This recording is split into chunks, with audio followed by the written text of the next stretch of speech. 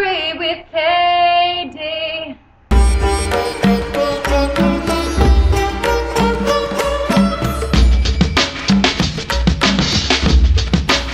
Hey guys, what's happening? It's Katie Churchill coming at you, and as I promised, I wanted to make you a video on these revelations I've been having about money and about some of the visions that I've been getting, you know, for the past, oh Lord, years and years and years. I mean, even as a child growing up just with innate knowledge about systems and money and where things were going that I didn't know why I knew, and I didn't understand why other people didn't see it and didn't understand what I understand. Like, why it wasn't plain as day to everybody else, the things that, you know, I saw, felt, and knew.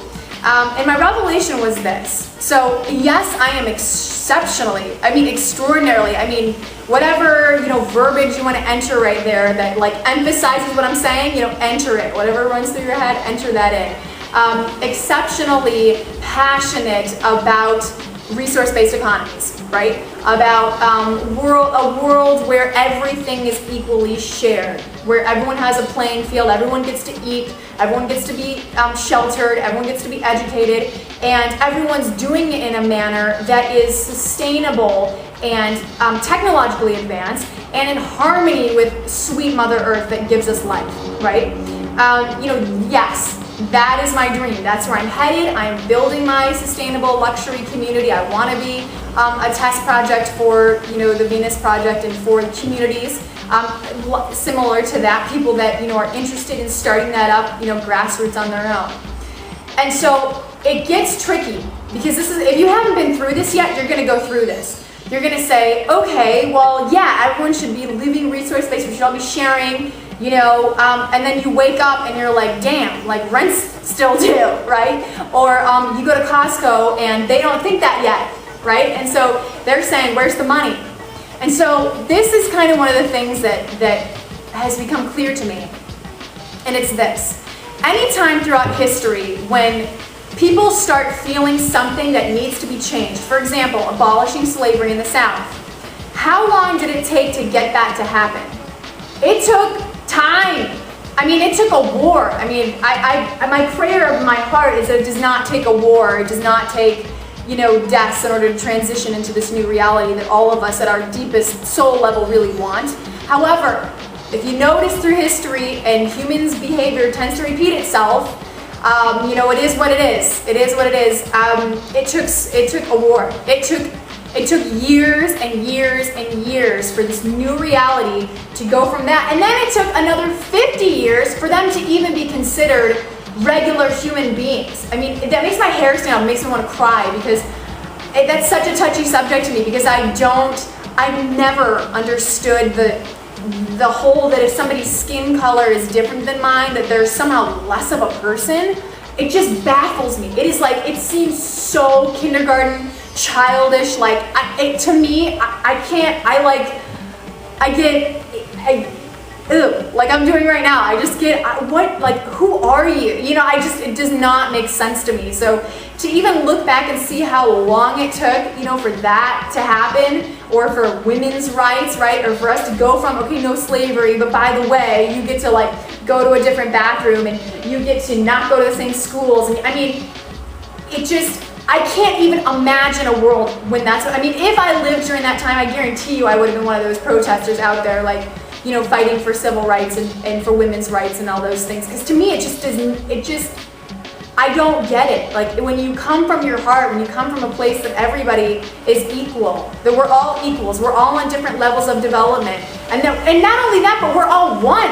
That everything we do to another, we're doing to ourselves. That just because their human suit looks a little different, doesn't mean that they're different. So, okay, I'm sorry for getting on that tangent. I just, yeah, that's like a real hot topic for me, and something I jokingly say to my friends that I miss here in Maui. I miss, you know, Chicago, where there was such a rich, melting pot. You know, I had my Black friends and my Latino friends, and, you know, people, my Russian, you know, dad, when I was with dad, my, you know, Asian and Indian, and just, oh, so awesome, and just all interracially dating, and from our generation, we don't even think that. Like, it wouldn't occur to us to go to our parents and inform them that they're not our race or color. I mean, it's or social status or something. It's just really bizarre to me. So,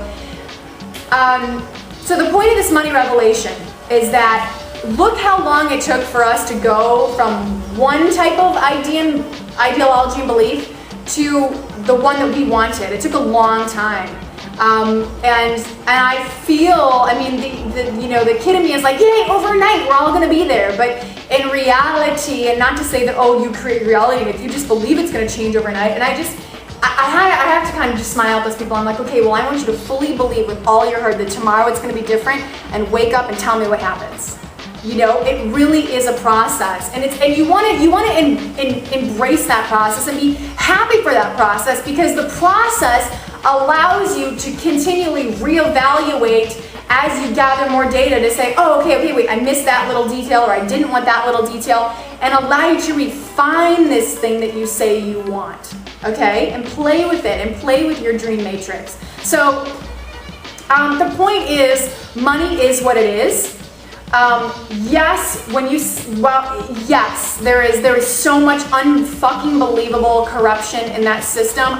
Don't even get me on that. I could go for days about the mass control and corruption, in mind prison that it is to the human system. However, what I also know is that we choose and create suffering to get out of it.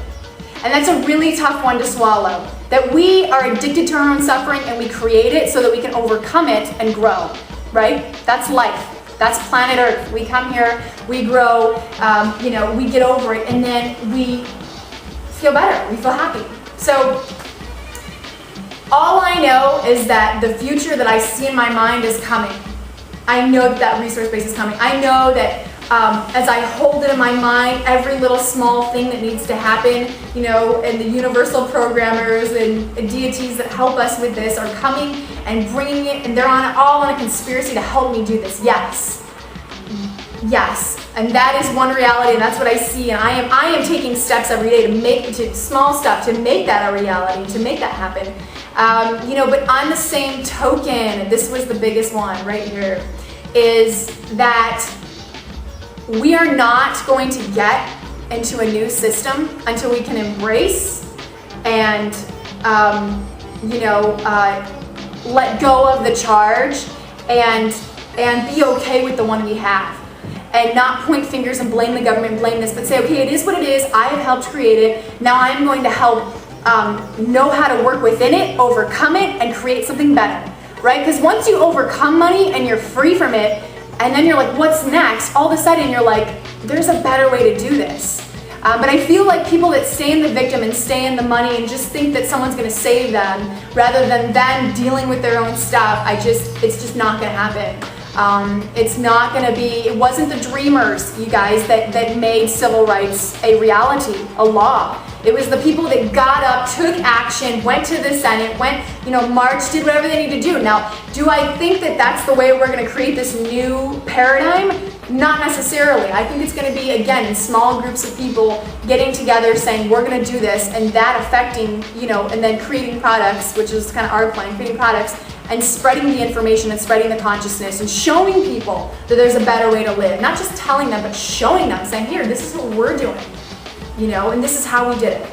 So that's it, you guys. The revelation again, was number one, money is what it is. And in order to get to that new reality that we all want, where we're all free and we all have access to the best products, it's gonna take time, and it's gonna take action, and it's gonna take, work. It's gonna take work on many levels of our being, on our spiritual, our mental, our, etheric, our, societal, on every level. It's going to take work in order to make that change a reality. But I do believe it's happening. I know it's happening. I see it. I'm grateful for it. But as it stands, you guys, it is time to still make money. It is time to still work with the system that is, embrace the system what is, love the system what is, and send it love and energy for it to start to nicely shape itself into the new place that we want to go.